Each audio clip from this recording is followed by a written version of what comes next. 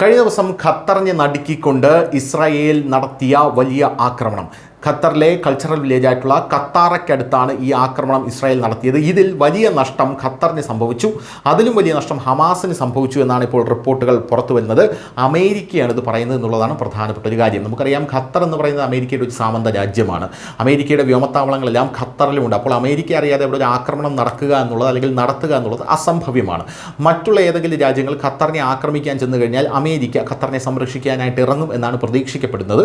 പക്ഷേ ഖത്തറിനെ ഇപ്പോൾ ആക്രമിച്ചിരിക്കുന്നത് ഇസ്രായേലാണ്. ഹമാസിൻ്റെ തലവന്മാർ, അതായത് ഒക്ടോബർ 2023 അവിടെ നടന്ന വലിയ രീതിയിലുള്ള ആക്രമണത്തിൻ്റെ സൂത്രധാരന്മാരെയെല്ലാം സൂത്രത്തിൽ ഖത്തറിലേക്ക് വിളിച്ചു വരുത്തി അവരുടെ തലയ്ക്ക് മീതെ ബോംബിടുകയാണ് ചെയ്തത്. എന്നാൽ ഇവരെല്ലാം രക്ഷപ്പെട്ടു എന്നാണ് ഇപ്പോൾ വരുന്ന റിപ്പോർട്ടുകൾ. അങ്ങനെയാണ് അൽ ജസീറ അടക്കം റിപ്പോർട്ട് ചെയ്യുന്നത്.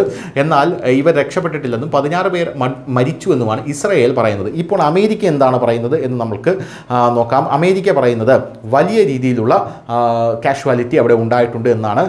ഖത്തറിലെ ഹമാസ് ചർച്ചക്കാർക്കെതിരെ ഇസ്രായേൽ നടത്തുന്ന ആക്രമണത്തെക്കുറിച്ച് മുൻകൂട്ടി അറിയിച്ചിരുന്നു എന്നും അമേരിക്ക ഇപ്പോൾ പറയുന്നുണ്ട്. പക്ഷേ ആ തീരുമാനത്തോട് ഞങ്ങൾ യോജിച്ചിരുന്നില്ല, വിയോജിപ്പ് പ്രകടിപ്പിച്ചതായിട്ടാണ് US പ്രസിഡന്റ് ഡൊണാൾഡ് ട്രംപിൻ്റെ ഭരണകൂടം പറയുന്നത്. ചൊവ്വാഴ്ച ഖത്തർ തലസ്ഥാനമായിട്ടുള്ള ദോഹയിൽ ഒരു രാഷ്ട്രീയ യോഗം നടക്കുകയായിരുന്നു. ആ യോഗം ലക്ഷ്യമിട്ടാണ്, യോഗത്തിന് ശേഷമാണ് ഈ പ്രസ്താവന വന്നിരിക്കുന്നത് എന്നുള്ളതാണ് മനസ്സിലാക്കേണ്ട ഒരു കാര്യം. എന്തായാലും ഗാസ യുദ്ധം അവസാനിപ്പിക്കുന്നതിനുള്ള US പിന്തുണയുള്ള വെടിനിർത്തൽ ചർച്ചകളിൽ ഖത്തർ ഒരു പ്രധാന മധ്യസ്ഥനായിരുന്നു എന്നുള്ളതാണ് ഇതിൽ എടുത്തു പറയേണ്ട ഒരു കാര്യം. ഇപ്പോൾ കാര്യങ്ങൾ കൂടുതൽ സങ്കീർണമായി മാറിയിരിക്കുകയാണ്. ആക്രമണത്തെക്കുറിച്ച് US-നെ അറിയിച്ചതായി വൈറ്റ് ഹൗസ് വക്താവ് കാരോലിൻ ലെവിറ്റും പറഞ്ഞു. ദോഹയിലെ ഒരു പ്രദേശത്ത് നിർഭാഗ്യവശാൽ സാന്നിധ്യമുണ്ടായിരുന്ന ഹമാസിനെ ഇസ്രായേൽ ആക്രമിക്കുകയാണെന്ന് US സൈന്യം ട്രംപ് ഭരണകൂടത്തെ അറിയിച്ചു.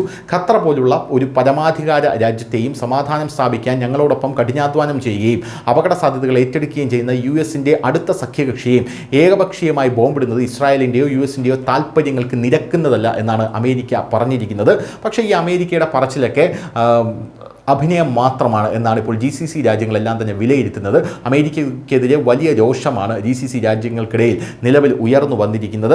എന്നിരുന്നാലും ഗാസയിലെ ജനങ്ങളുടെ കഷ്ടപ്പാടുകളിൽ നിന്ന് പ്രയോജനം നേടുന്ന ഹമാസിനെ ഇല്ലാതാക്കുക എന്നത് തീർച്ചയായും ഒരു നിയമാനുസൃത ലക്ഷ്യമാണ് എന്ന അമേരിക്കയുടെ വാക്കുകളാണ് ഇപ്പോൾ GCC രാജ്യങ്ങളെ സമ്പൂർണ്ണമായി ഞെട്ടിച്ചിരിക്കുന്നത്. അപ്പോൾ അമേരിക്കയ്ക്ക് ഇതിന് അറിയാമായിരുന്നു, ഹമാസിനെ തീർക്കണം എന്ന് അമേരിക്ക കൃത്യമായി ലക്ഷ്യം വച്ചിട്ടുണ്ടായിരുന്നു. ആ ലക്ഷ്യം മുന്നിൽ കണ്ടാണ് ഹമാസിനെ സൂത്രത്തിൽ ഖത്തറിലേക്ക് വിളിച്ചു വരുത്തി ബോംബിംഗ് നടത്തിയത് എന്നാണ് ഇപ്പോൾ GCC രാജ്യങ്ങൾ മനസ്സിലാക്കുന്നത്. എന്തായാലും ഇപ്പോൾ ഖത്തർ സർക്കാരിന് ട്രംപ് മുന്നറിയിപ്പ് നൽകിയിരിക്കുകയാണ്. ആക്രമണത്തെക്കുറിച്ചുള്ള വിവരങ്ങൾ മുൻകൂട്ടി ഖത്തർ സർക്കാരിന് നൽകാൻ ട്രംപ് തൻ്റെ പ്രത്യേക ദൂതൻ സ്റ്റീവ് വിറ്റ്കോഫിന് നിർദ്ദേശം നൽകിയതായിട്ടാണ് റിപ്പോർട്ടുകൾ വരുന്നത്. ആക്രമണത്തിന് ശേഷം ഇസ്രായേൽ പ്രസിഡന്റ് ബെഞ്ചമിൻ നെതന്യാഹുവുമായി ട്രംപ് സംസാരിക്കുകയും ചെയ്തു. News desk, news India Malayalam.